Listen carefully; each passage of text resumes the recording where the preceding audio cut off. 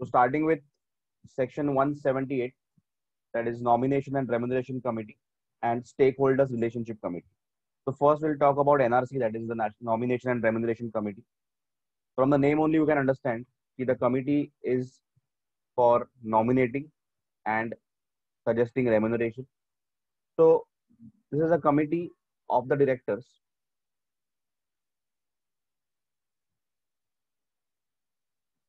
They nominate people to be appointed to the board of the company or to be appointed as the senior management, that is one level below the board. Also, they make a remuneration policy for the directors and the senior management. Because remuneration policy is very critical, because it is very important to retain good people. So that is why they have to see to it that they have the best policy that attracts good directors to the company and retains them for a long time. Otherwise, if they are not happy with the remuneration policy, they will leave the company someday or the other.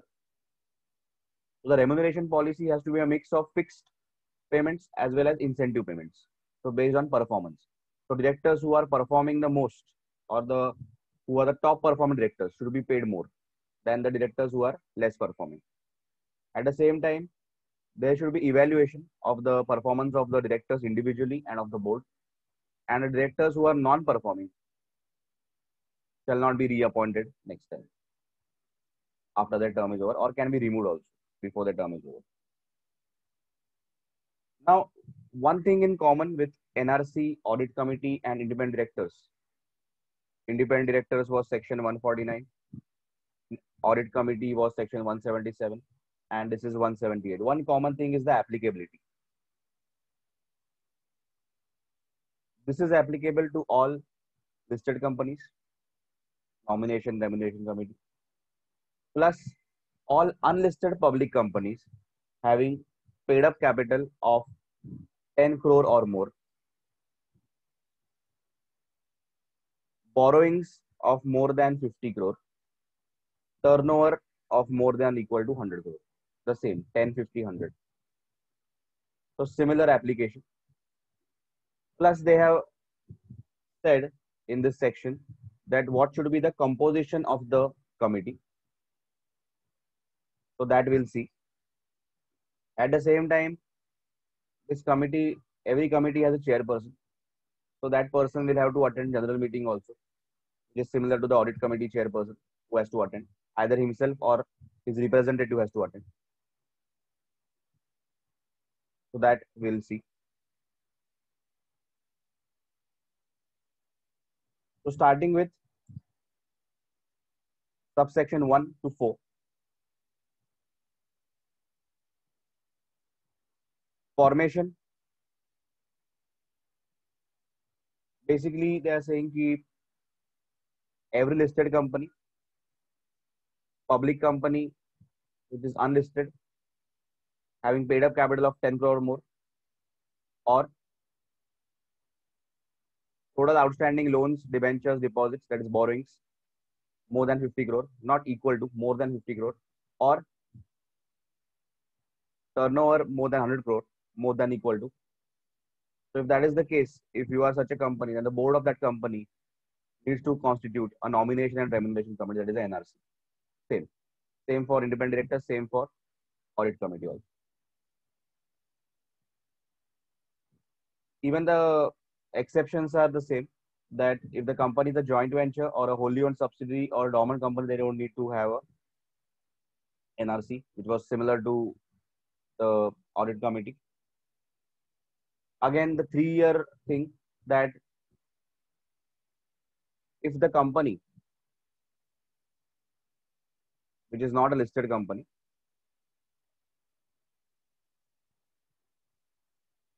doesn't meet the criteria, the thresholds for back-to-back 3 years, then they need not form a nomination remuneration committee after that. So, for example, like same in the audit committee, if because you met the threshold criteria, maybe your paid up capital went about 10 crore, or the turnover went about 100 crore or borrowings went about 50 crore, you formed a NRC, that is Nomination Remuneration Committee. But after that, back to back 3 years, you never met the threshold, not the paid up capital, nor the turnover, nor the uh, borrowings.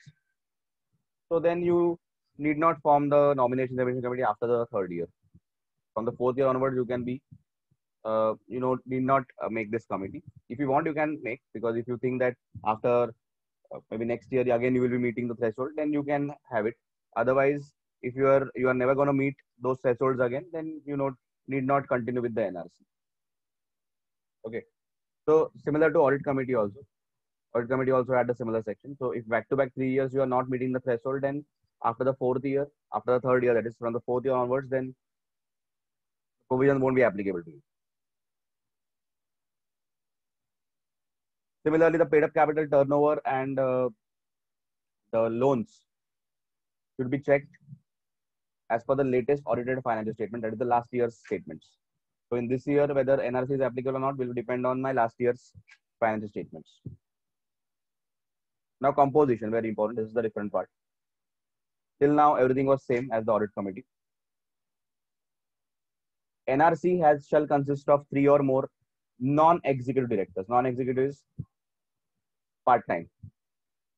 3 or more non-executive directors, out of which not less than half, minimum 50%, shall be independent. So mostly generally the rule is independent directors are non-executive only. Okay. They cannot be executive, that is, they cannot be employee and directors. Generally in executive, we are talking about MD and whole-time director. So who are drawing a salary from the company.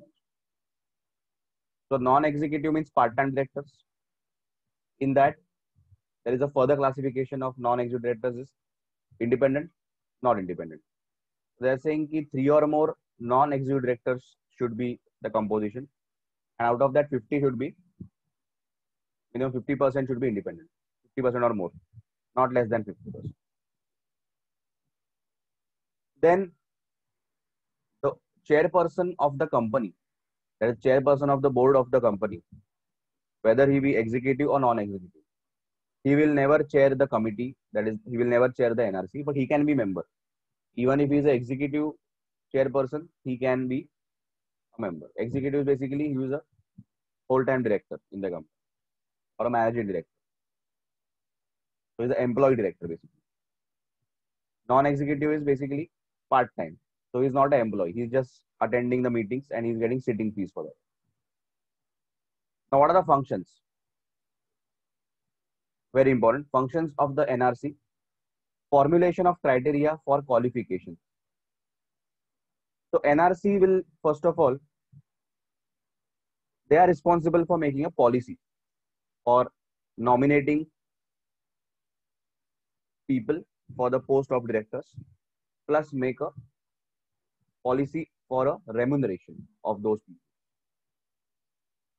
So they will formulate criteria that what should be the qualifications, characteristics, independence requirements for a director.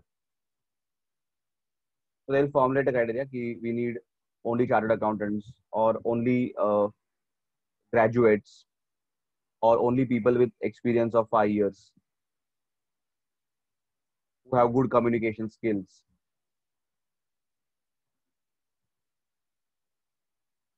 who are independent, or independent directors especially. So they will have their own criteria set.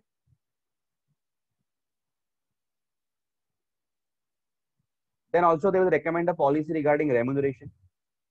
So they will make a policy regarding what the remuneration should be for the directors, the KMP, that is the key managerial personnel. Key managerial personnel includes the CEO, the CFO, the CS, MD, whole-time directors. So either it can be the CEO, MD, or manager. So either company can have CEO, manager or MD. Then comes CFO, CS, whole-time director. We'll be studying about that in the next chapter. So again, they are senior management people. So directors, KMP, and other top employees. They will recommend a policy to the board. Thirdly, they will recommend appointment and removal of persons to senior management, that is one level below the board, who might be appointed as directors later. So they will identify persons who can become directors and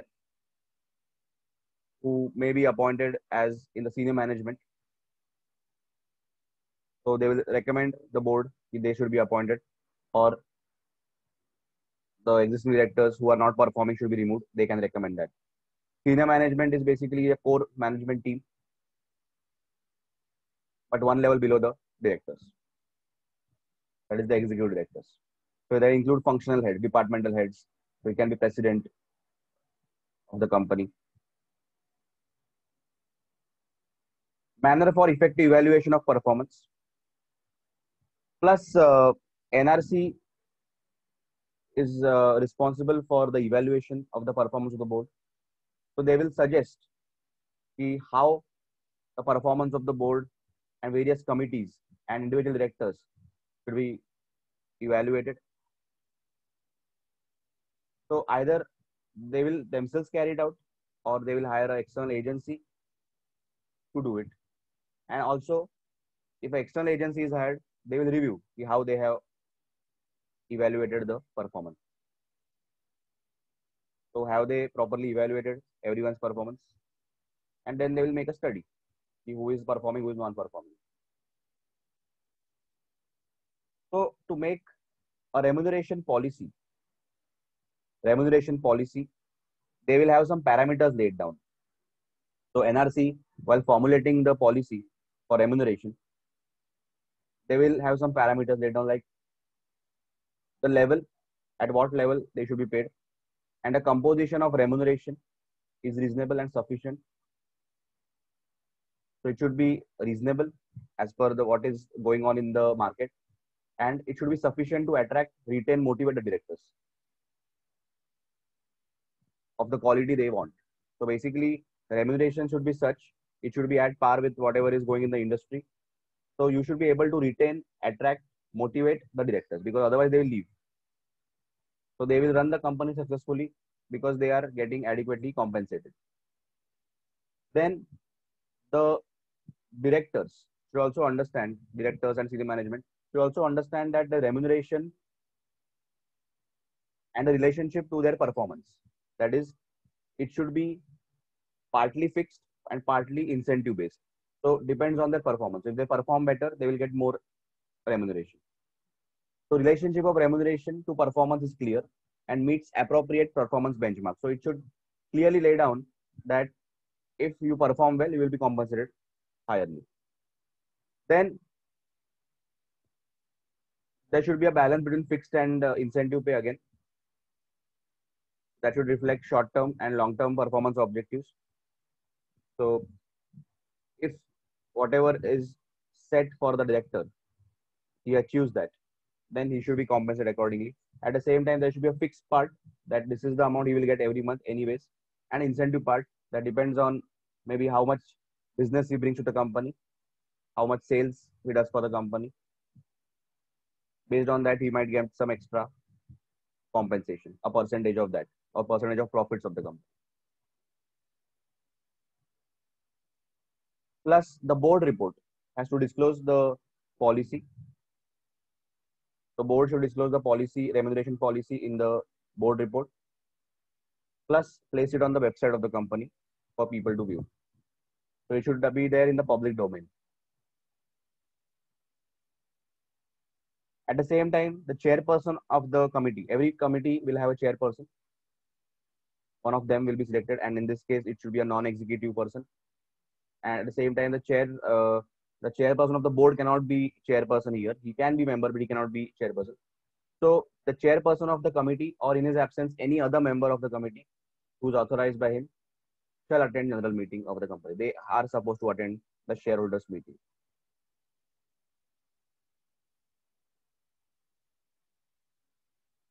Plus, in case of listed company, SEBI LODR regulations will be applicable. So you have to apply that as well. So for every listed company, SEBI rules are also applicable. So you have to follow Companies Act and SEBI both.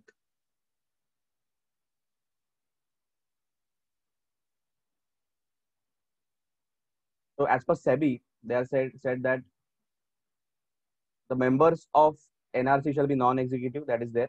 Plus, they have made an additional point that chairperson needs to be independent, which is not said in the Companies Act. But as per SEBI, they are saying that the chairperson has to be independent.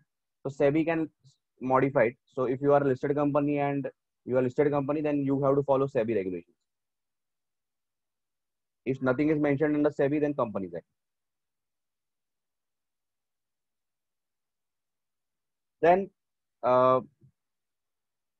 subsection 234. 234 is what?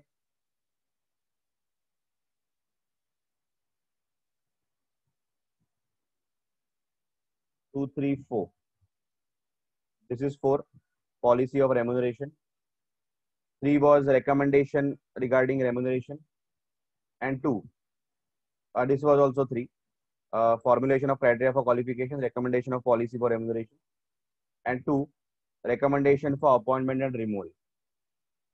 So only senior management part you can keep here, that they can identify people to be appointed under senior management. Rest all parts 234 won't be applicable to government company. That is what they are saying. Only the senior management recommendation part will be there. They are saying in case of government company, which is not defaulter in filing returns or statements, subsection 234 of section 178 shall not apply except with regard to appointment of senior management and other employees. For directors and all, it is different. Okay, so it won't be applicable to government company.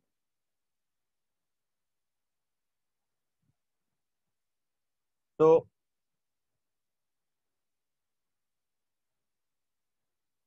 just going back, applicability is same as audit committee, 10, 50, 100 and listed. So either listed or 10, 50, 100 in case of public unlisted companies. JV, WOS, dormant company. JV, WOS, DC, that is joint venture, wholly owned subsidiary, dormant company. Not applicable, even if they are above the criteria limit. Then, if the company fails to meet the threshold, especially in the case of unlisted public companies, they fail to meet the threshold for back-to-back 3 years, then from the 4th year onwards, this section won't be applicable to them. So they need not continue with the NRC. The threshold limits will be checked as per the last or the latest audited financial statements. That is, for the current year, you'll check the last year's statement. Composition of the NRC. This is the different part. From this part, the different section of 178 starts. Till here, it is same as 177. 3 or more non-executive directors. So basically, every committee will be formed by directors only. So 3 or more non-executive directors, out of which minimum 50% shall be independent. In case of listed company, the chairman should also be independent. Chairperson of the board of the company can be appointed as a member here, but he cannot chair the committee. Very important part, the functions of the NRC. They will formulate criteria for qualification. What should be the qualifications? Any positive attribute, that is any good characteristics that you expect from the directors. Independence, if you need for independent directors on the board. So this is for directors to be appointed on the board and senior management. Then recommend a policy for remuneration for directors, KMP and other employees, other top employees. Recommendation for appointment and removal of directors and people who may be appointed in senior management.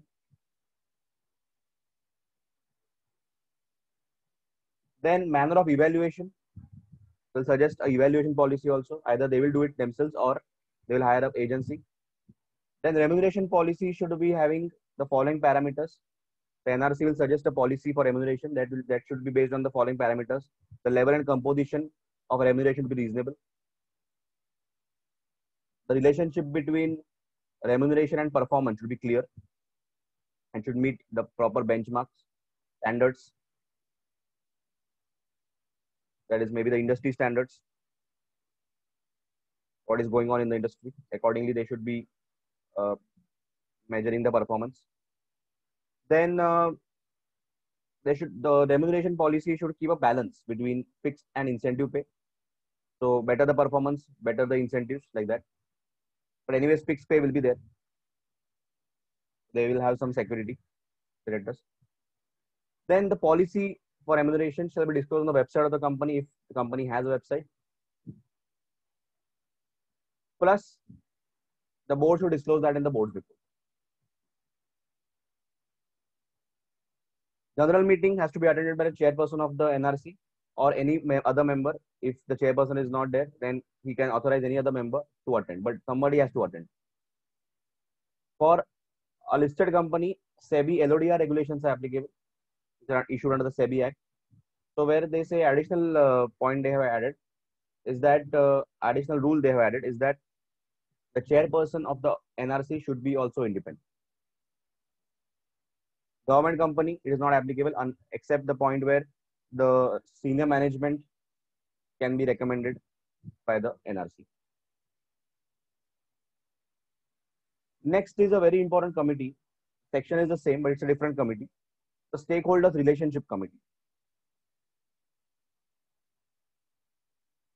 From the name only, we can understand that it is to maintain a good relationship with the stakeholders. Now, every company, now listed, unlisted, they have not said it. They have said every company which has more than 1,000 security holders. So if a company has more than 1,000 shareholders or 1,000 debenture holders or deposit holders or any other security holders at any time during the financial year, they should constitute a SRC, that is Stakeholder Relationship Committee. So any of their grievances, any of their issues should be heard by that committee. So they have not said listed or unlisted or anything. They have just said if a company has more than 1,000 shareholders or debenture holders or deposit holders or any security holders during the financial year, they should immediately constitute a Stakeholder Relationship Committee. Then the chairperson of the committee shall be a non-executive director, and the composition can be decided by the board. But a chairperson has to be a non-executive director and other members as the board wants. The board has to set up a committee. Objective is to consider and resolve the various grievances, the issues. Maybe the shareholders are not happy that shares are not getting transferred in their name, or they are not able to transfer the shares to someone else, or they are not getting the share certificates or something like that. So whatever issues they have, or debenture holders are not receiving interest, deposit holders are not receiving interest, any issues, the SRC shall consider and resolve the grievances of security holders of the company. It shall protect the interest of all the security holders and not merely the equity holders. So every security holder has to be heard. So not only the shareholders, also debenture holders, deposit holders. Also the same point, the chairperson or any other person who is authorized by him, any other member of the committee who is authorized by him shall attend general meeting. That has to be there. So very simple committee to understand, that is. Formation will be only based on your security holders. If you have more than 1,000 security holders, immediately set up a committee to hear their grievances. Logical. Because if you have more than 1,000 shareholders or security holders, definitely they will have some grievances and you should be addressing those. Then section 178 is a penalty section.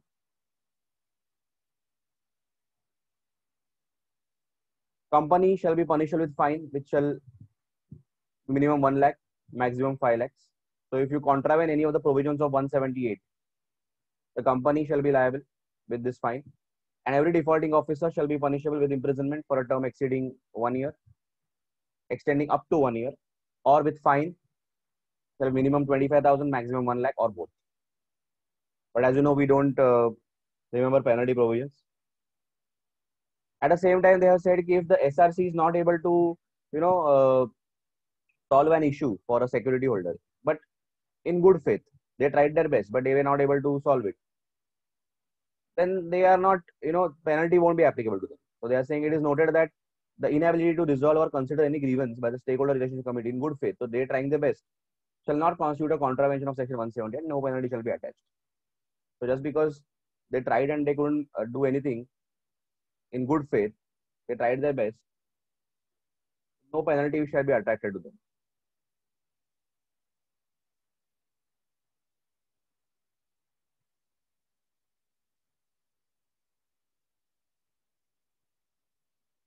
Then section 178 at NRC and SRC won't be applicable to section 8 company.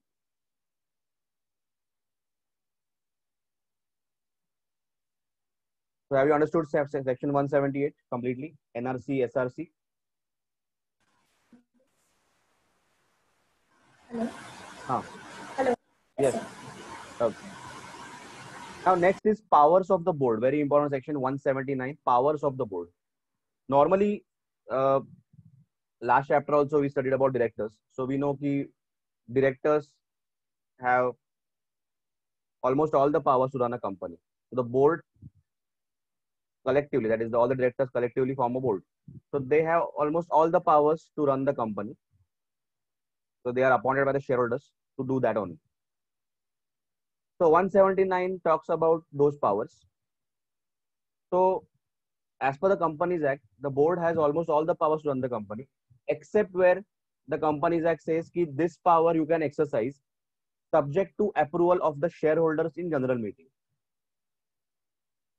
which is the next section, that is section 180, which talks that if you want to do this, take approval of shareholders. So section 179 lays down various powers of the board. Mostly all the powers to run the company they have, but in some cases they need to take approval of shareholders. So those powers they cannot exercise until the shareholders approve them. So let's see what's the list of the powers of the board. The first point is that board is entitled to exercise the same powers as the company authorized. So board has excessive powers to run the company. Okay. So they will do everything on behalf of the company to run the company efficiently, subject to some powers which can be exercised only with the approval of shareholders. At the same time, at the general meeting of the company, the shareholders can pass various resolutions restricting the powers of the directors. End of the day, shareholders are the owners of the company. So they can pass any resolution restricting the powers of the directors.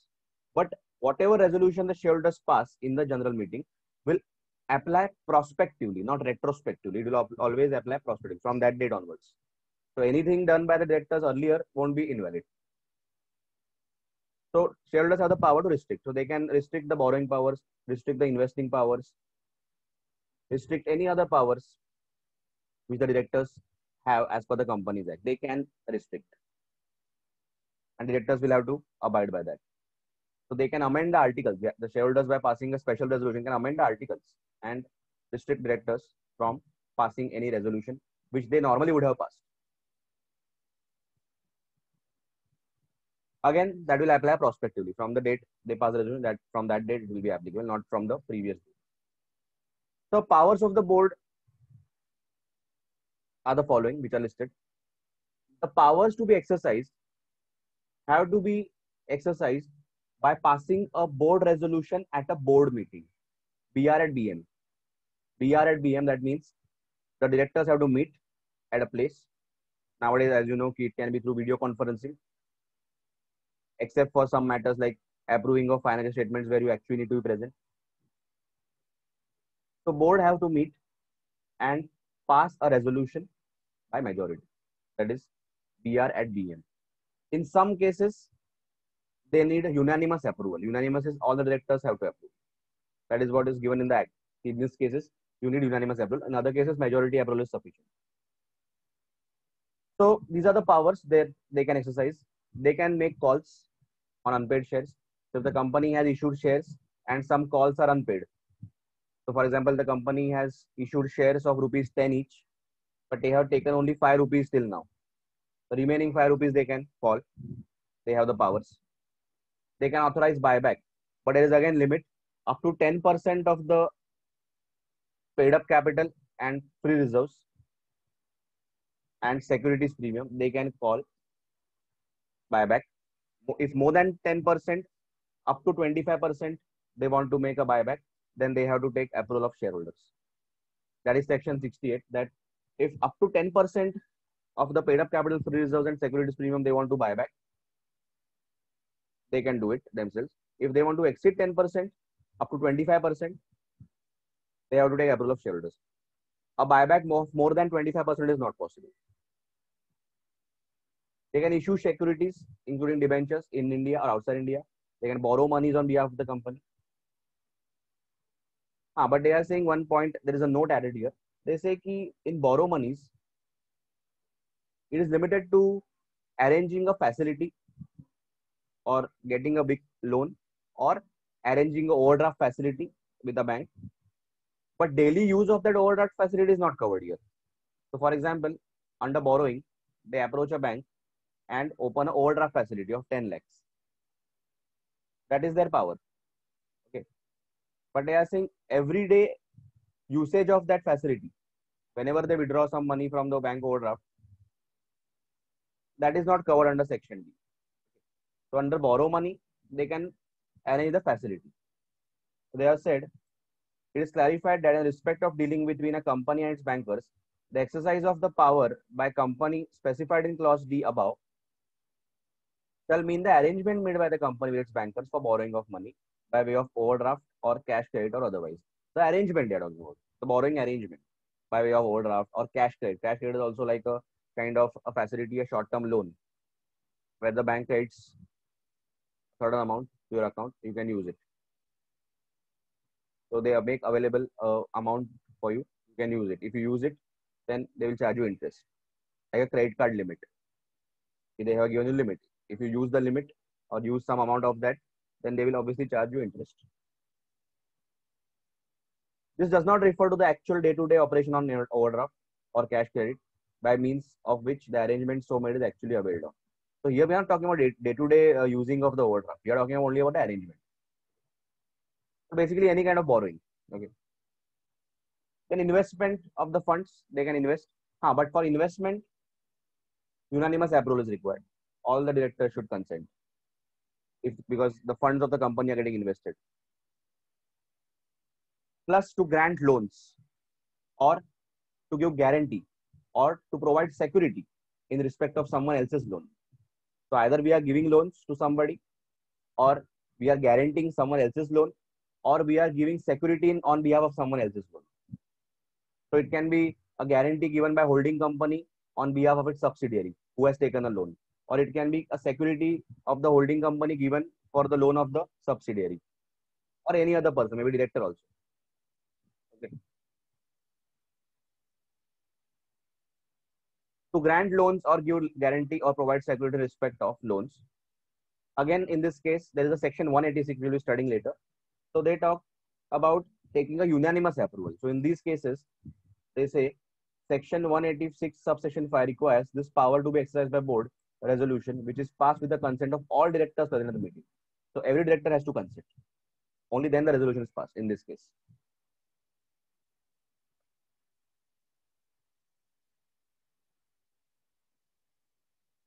In the case of section 8 company, this DEF, D was borrow money, E was invest, and grant loans. So generally it is called BIG. Short form is BIG. Borrow B, invest I, grant loans is G. So BIG, because this three points are very important because they will be repeated again and again. So in this case, they are saying in case of section 8 company, point BIG, they can pass by circulation also. Section 175, they can pass by circulation. Plus the other powers are to approve financial statements and board report, to diversify the business, to approve amalgamation, merger, reconstruction, to take over a company or acquire a controlling or substantial stake in another company, Recently, Larsen and Toubro in 2019, Larsen and Toubro took over control of Mindtree. Mindtree was an IT company. They took over Mindtree. That is also possible. Plus additional matters. Now Rule 8 has added additional matters. Earlier it was only till J. Now additional matters are added. They have the power to make political contributions. They have the power to appoint, remove KMP, CEO, CFO, CS, full-time directors. They have the power to appoint internal auditors and secretarial auditors. Very important point, because statutory auditors, CAs, can be appointed by shareholders. Board can only recommend. But internal auditor and secretarial auditor, that is company secretary, can be appointed. Company secretary who comes and audits, that is outside company secretary, not inside. So company secretary in practice will come and audit you for your laws and regulations if you have complied or not. Internal auditor, definitely he is employee of the company, or they can hire a firm of internal auditors. They can appoint who will be auditing the company internally. So that powers they have. Plus additional powers, making contribution to political parties under section 162, 182. Again, same point. Then this we know.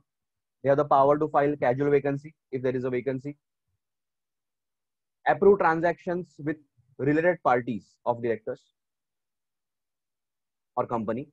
So they have to approve transactions with related parties. That is section 188 we will be studying. Then again, this is the same, giving loans or making investment in shares of other body corporate. So he has specifically mentioned if you are giving loans or making investment in shares of other body corporate. So either this is talking about intercorporate loans.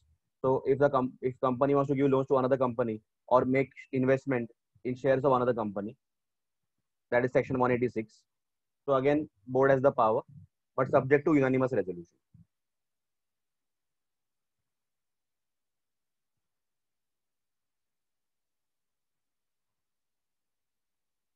Then there is one more provision, section 203 will be studying in the next chapter, where normally the rule is a person can be MD or a manager of only one company. If you are a MD or a manager, manager basically is a person who has complete control of the company. So a person can be MD or manager of only one company. But if you want to appoint a person as a MD or a manager who is already MD of some other company or manager of some other company, then again a board resolution has to be passed taking unanimous approval of all the directors. We will be studying that under 203. That normally it is not allowed, but if you want, then you have to pass a board resolution at board meeting by unanimous approval. So all these are the powers of the board. Plus again the big powers, that is borrowing, investing, granting loans, or giving guarantee security. So they are saying that the board may, again by passing resolution at the board meeting, they might delegate these big three powers. They might delegate to any committee of directors. They can form a committee just for borrowing, investing, and granting loans, or they can delegate the power to the MD, managing director, or to the manager or principal officer of the company. That is again manager only, or principal officer of some branch office. So if there is a head of a branch, so the power to borrow, invest, grant loans regarding the branch operations can be delegated to him. So these three powers, the big powers, can be delegated. That is what they are saying. For Section 8 company, the big powers, they can pass by circulation also. They don't need to meet at the actual meet and pass the resolution. But otherwise, it is BR at BM, that is board resolution at board meeting. Then shareholders can obviously impose restrictions, as I discussed that at the general meeting, they can amend the articles and restricted directors from exercising any of the above powers also.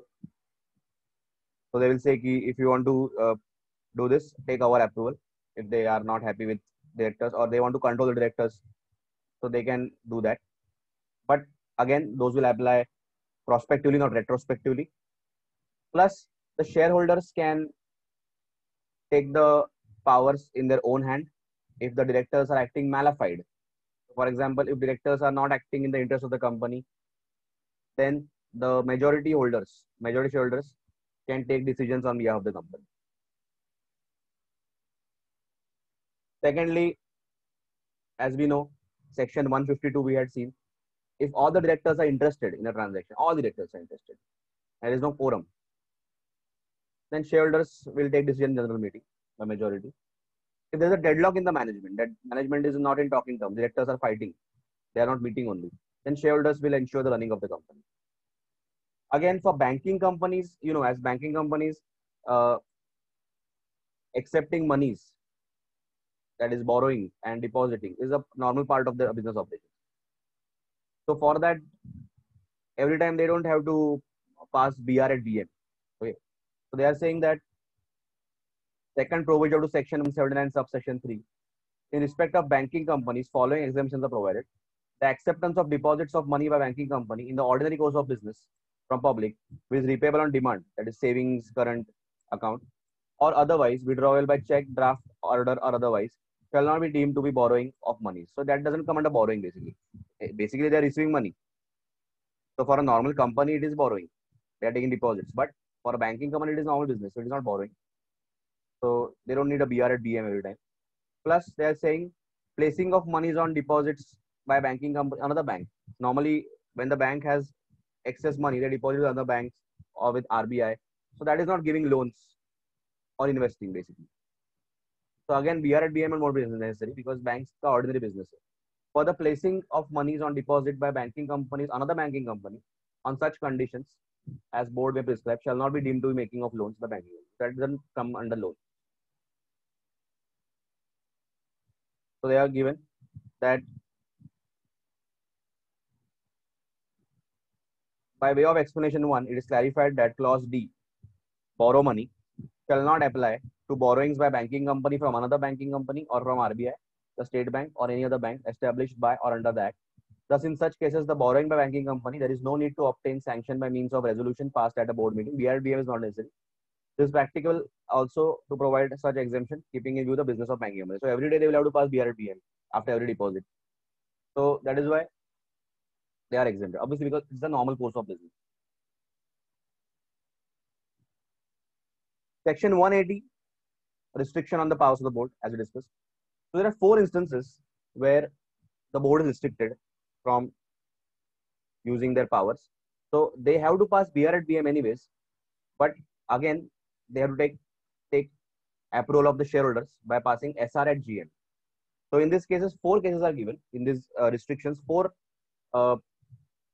cases are given where directors have to take approval of shareholders if they want to go ahead with the transaction, and the approval has to be taken by special resolution at general meeting.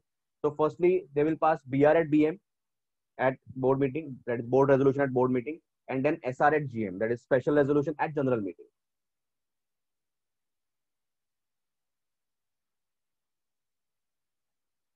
First is, if the board decides to sell, to lease, or dispose of the whole or substantially whole of the undertaking of the company, or where the company owns more than one undertaking, then whole or substantially the whole of any of such undertakings. Undertakings can be any division of the company, any business of the company that they want to sell, lease, or dispose of. Undertaking, if you want to define, it is basically more than equal to 25% of the company's net worth in valuation terms, or it can be a business that is generating more than 25% of their revenue. So they are deciding to dispose that off, or sell that off, or lease that to someone else. Obviously, it's a big decision. You cannot go on your own. You pass BR at BM, but then send notice to shareholders, and then get their approval by SR at GM. That is special resolution at general meeting, not ordinary, special resolution. 75% majority should approve it.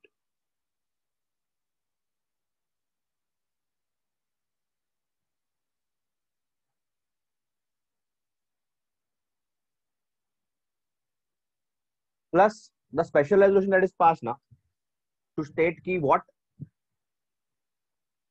should be done of the disposal proceeds. So, for example, if you sell off the undertaking and you get like 100 crores, what to be done about that? That also will be specified in the special resolution. What is the end use of those funds after raising that money?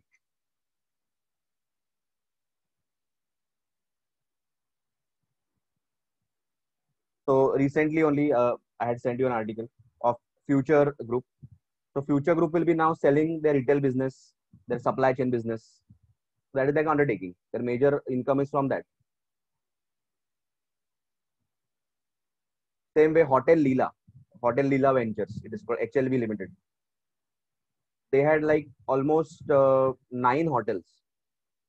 4 were owned, 5 were managed. They recently sold almost all the hotels to Brookfield. Now they have only one hotel, that is the Mumbai wala, Andheri. So again, that is undertaking only, sale of undertakings.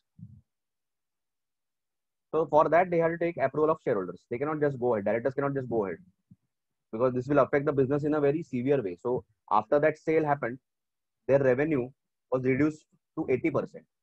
By 80%, the revenue was reduced because that was a major business. But they had to do it because they had a huge debt. Same for Future Group. They had huge debt. So to pay that off, they had to sell off their business, some part of the business. So if you are still doing that, take approval of shareholders.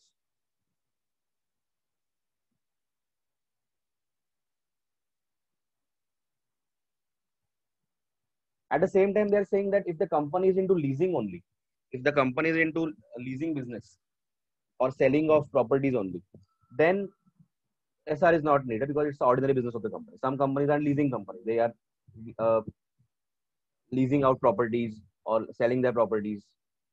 Then that is not, SR is not required. Undertaking they have defined means undertaking means an undertaking in which the investment of the company exceeds 20%. I had said 25%, sorry, it was 20%. Uh, means the investment of the company exceeds 20% of its net worth. Net worth is basically either asset less liabilities you can do, or it can be the share capital reserves. So more than 20% of the money of the company is invested in that part of the business, that is undertaking or a department, or that undertaking generates 20% of the total income of the company during the year. So 20% income is from that part. And selling substantially the whole undertaking means more than 20%, 20% or more of the undertaking you are selling. So they have said the words are either you can sell the whole undertaking or substantially the whole. Substantially means 20% or more part of the undertaking. So, for example, I have a business that is generating more than 20% of my revenue. That is, I am into 2, 3 businesses. So, one business that is generating to more than 20% of my revenue. Now, I can either sell complete business, that is selling the undertaking as a whole, or substantially whole, or I can sell 20% or more part of that business, that is selling substantially the whole part of business. If I'm just selling 5% of that business, then I don't need a special resolution. Okay. So here they are saying when the directors plan to sell the whole of the undertaking, that is whole business of that undertaking, or substantially whole business of the undertaking, that is more than 20% part of that business I am selling. If less than 20% is there, then there is no need for SR.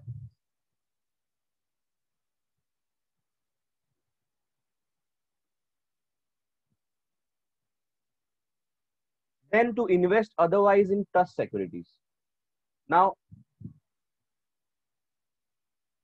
there was an amalgamation or a merger. The company was involved in an amalgamation or merger. The company had received some compensation for that. The company got merged into some other company,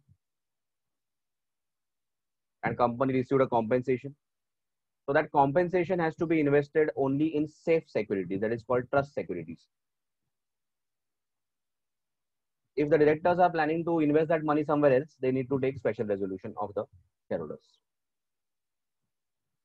Thirdly, very important, a practical question can be asked here. If the directors want to borrow money, big, so in that B, if the directors want to borrow money, but the money already borrowed plus the new borrowing that you are planning exceeds the total of paid up capital, free reserves, and securities premium, so it is exceeding all that, then obviously you need to take special resolution of general meeting because you have exceeded the limits. So if the borrowing together with the money already borrowed is exceeding the paid up capital, free reserves, and securities premium of the company, you need to take a approval of shareholders. In this case, temporary loans, short-term loans are not covered, like bank OD and all short-term loans are not covered. We are mostly talking about long-term loans here.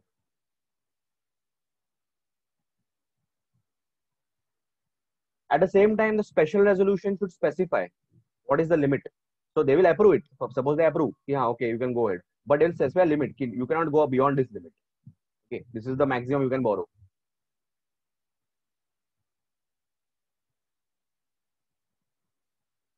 And if the directors borrow without taking approval of shareholders, it is invalid.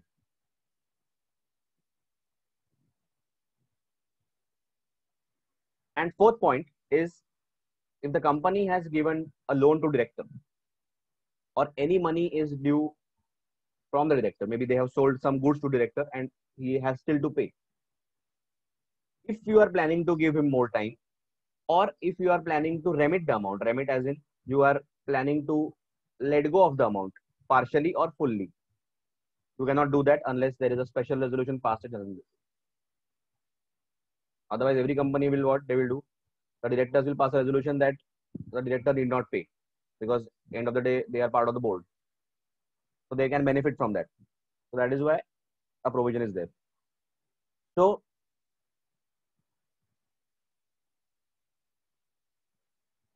section 180 talks about restrictions on the powers of the board. First restriction is, if the board is planning to sell, lease, or dispose of the whole or substantially the whole.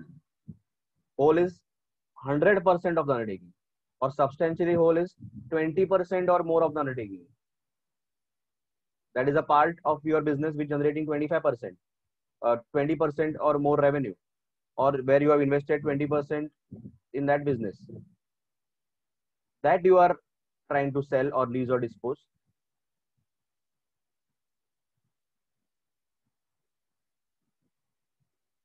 Special resolution at GM is necessary. So BR at BM, after that SR at GM. At the same time, the special resolution should specify what should be done of the amount that is received after the sale or the lease or disposal. Second, if the company is receiving a compensation on behalf of merger, on result of a merger or amalgamation, the money should be invested in trust securities, if not SR at GM. If the directors plan to borrow money, which together with the money is already borrowed exceeds the paid up capital, free reserves, and securities premium, SR at GM. At the same time, SR should specify the limit up to which the directors can borrow. Temporary loans are excluded. Temporary loans are basically loans to be paid within 6 months. Those are excluded here from the borrowings, from the existing also and the new borrowings also. And last one is to give time to directors to pay or to remit or to give time for repayment of any debt due from the director. This contribution to bona fide charter funds is not applicable in this case because there is a separate section. There is the next section which is studying. Let's see an example of that borrowing power. This question can be asked in the exam because this is the where a practical question can be framed. The board of directors of Stepping Stones Publications resolved to borrow a sum of 15 crore.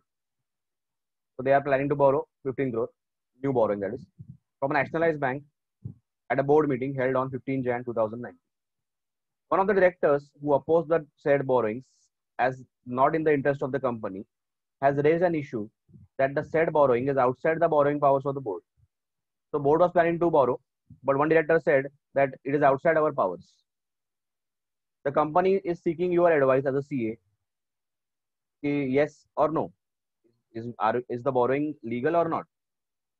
Or are they supposed to take some action regarding that? So this is the existing capital structure of the company. Share capital is 5 crore, reserves is 5 crore, secured loan is 15 crore, unsecured loan is 5 crore. So you can see here, the existing loans are 15 crore, 5 crore, that is 20 crore, and this is 15 crore.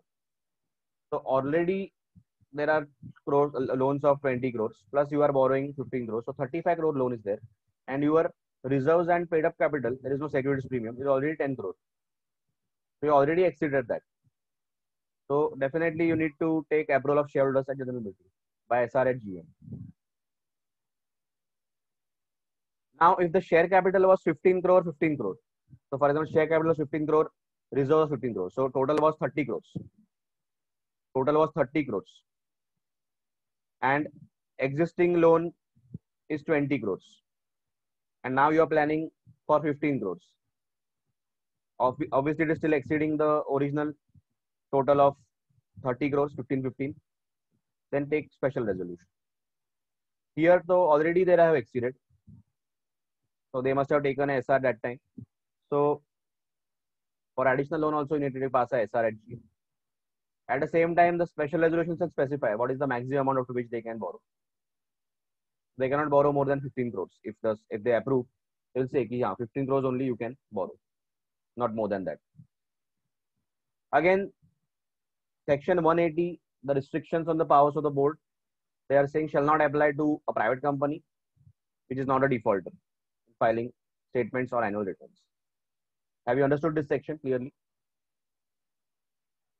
Very important section. Yes. Okay, because a lot of questions can be asked in this, practical questions especially. Okay. Now the easy sections. 181, basically company to contribute to bona fide and charitable funds, etc. So company can basically donate to charitable funds, but they have to be genuine. Okay. So board has the power to contribute to some charitable funds on behalf of the company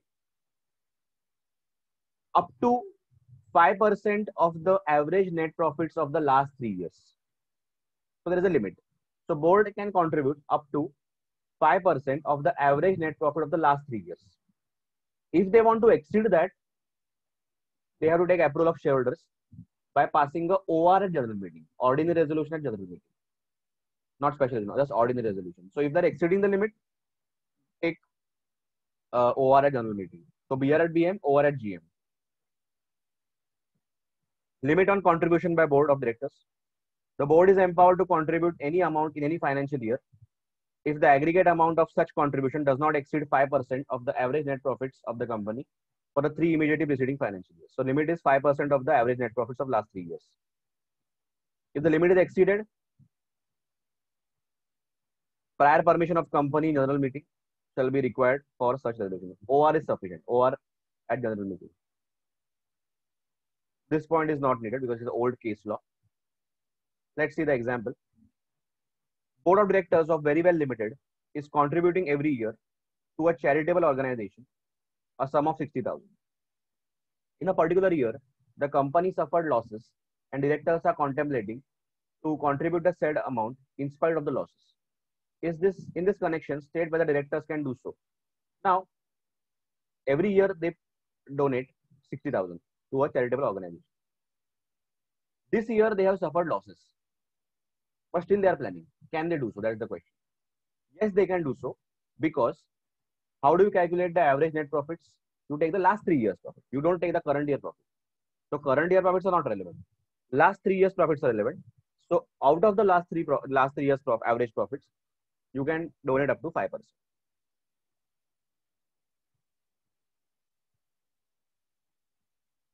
So they're saying, even though the company has incurred a loss, it can contribute to the charitable funds only if it is a bona fide charitable fund, genuine hai, and the amount is up to 5% of the average net profits of the immediately preceding 3 years. In the case the contribution exceeds the limit, the prior approval of the members must be taken at general meeting of the company. So last year's net profits they will take.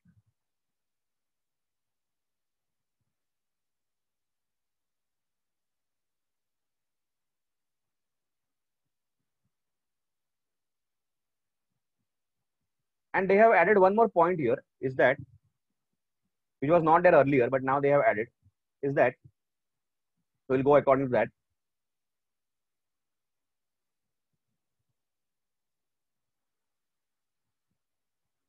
It is possible for a company suffering a loss to make contribution provided it is made to bona fide charitable fund and the average of the 3 immediately preceding financial year's profits, including the current losses, is positive. So they are saying average of the 3 immediately preceding years profits. So they are saying average, first take average of the last 3 years profit, include the current year loss in that. Basically subtract the current year loss from that. If it is positive, then they can go ahead. Earlier this current year losses include was not there, but now they have added. So they are saying that amount is up to 5% of the average of the immediately preceding 3 years profit, including current year losses. So take average of the last 3 years profits, deduct the current year loss, up to 5% you can do. But the logic is simple, that we actually look at the last 3 years losses, last 3 years profits. So if last 3 years are profitable, and after you deduct the current year profit from that, still it is positive, up to 5% you can still contribute.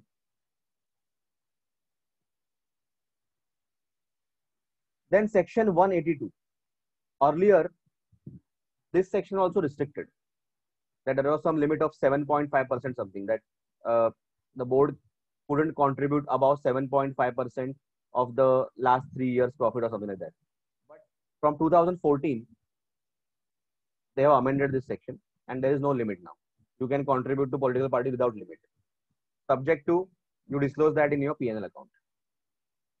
Only government companies and companies who are newly formed and have not completed 3 years are not allowed to contribute. Otherwise, all other companies can contribute without any limit, subject to disclosure in the P&L account. At the same time, they can contribute only by account pay check or draft or any banking mode, not by cash. Prohibitions and restrictions regarding political contribution 182. A company is permitted to contribute any amount without any limit, directly and indirectly, to any political party, notwithstanding anything contained in any other provision of the Companies Act. It has an overriding effect. Political party means a political party registered under the Representatives of the People Act 1951. Following companies cannot contribute: government company or any other company which has been in existence for less than 3 financial years. Procedure: BR at BM. Simple. Board resolution at board meeting.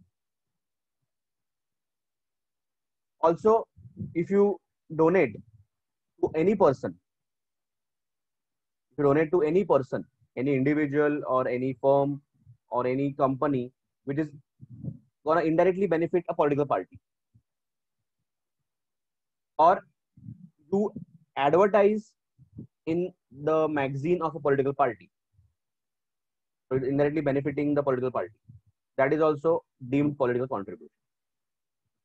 So they are saying a donation or subscription or payment given by company to a person, as you know, person includes everyone, individual, firm, company, to its knowledge. So a donation given to a person to its knowledge is carrying on any activity which at the time of such donation or subscription or payment was given can reasonably be regarded as likely to affect public support for a political party. So if you finance a rally of some person, of some candidate, that is also covered, because indirectly it will benefit the political party also. The amount of expenditure incurred directly indirectly by a company on an advertisement in any publication, being in the nature of souvenir, brochure, tract, pamphlet, or the like. Basically, you publish your advertisement in the magazine of a political party or a pamphlet of a political party or any brochure of political party. That is also like contributing to political party. Then the publication may or may not be on behalf of the political party, but end of the day, it is for the advantage of that party.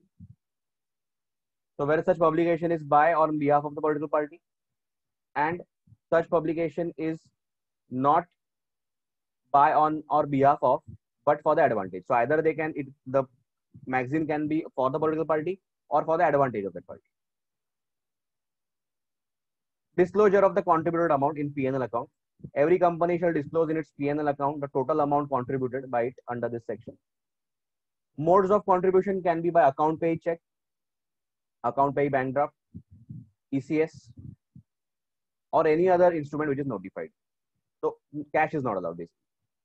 And if you contravene, if you give cash or you don't disclose, or if you are a company which has not completed 3 years and still you give donation, or you are a government company and giving donation, then the company punishable up to 5 times of the contribution so made. Plus every defaulting officer shall be punishable with imprisonment up to 6 months and fine up to 5 times the amount of contribution made.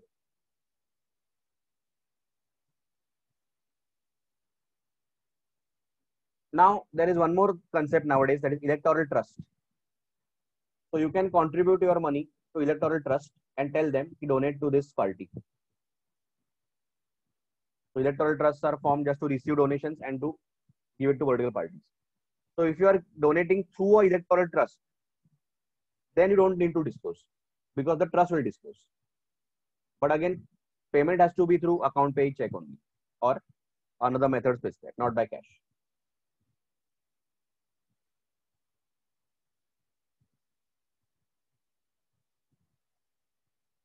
Let's see example.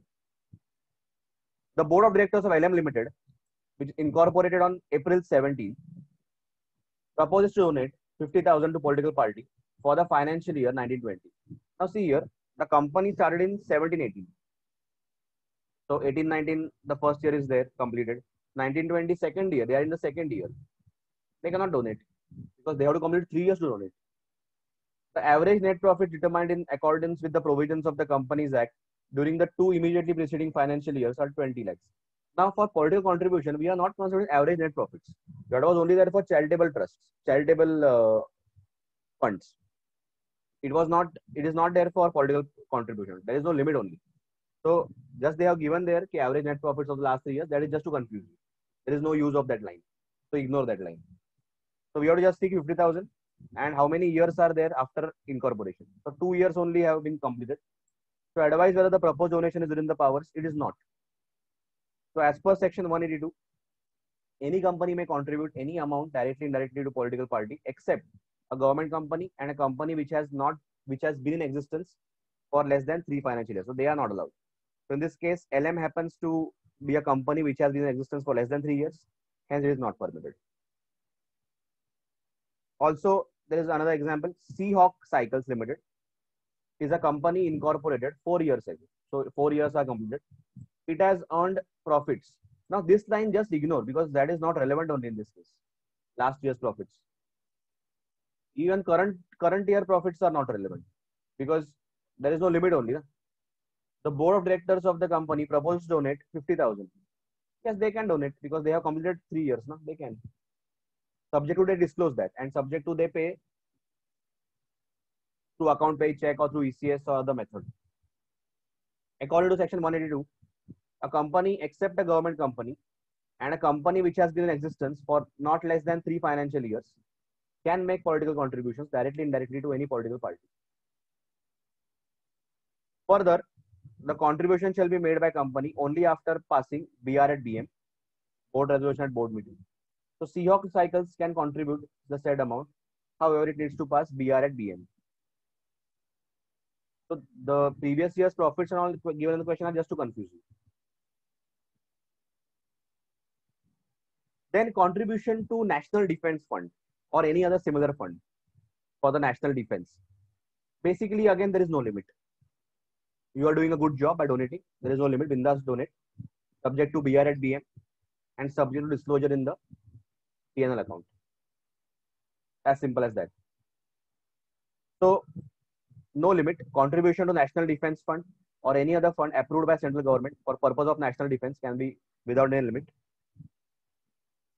The power can be exercised by board of the company, BR at BM, simple. Disclosure in P&L account. Every company shall disclose in its P&L account total of amounts or amounts contributed by it to National Defense Fund or any other approved fund during the financial year to which the amount is. So they have not said cash contribution or account pay check, nothing. You can donate in cash also because anyways the money will go to National Defense Fund. You can do that. So it is a good thing. There is no limit. Bindas karo. Subject to BR at BM. Just pass a board resolution at board meeting and do it. And just disclose in the P&L account as an expense. Hello? Yeah. Hello. And here that 3 years limit is also not there. Nothing is there. For national defense. Nothing is there. Okay. 3-year limit and government company limit is only for political contribution. Political parties. And in that charitable and bona fide funds, it was board resolution will be limited up to 5% of the average net profits of the 3 years. So in this thing, 181, yeah, only there we look at the previous 3 years profit.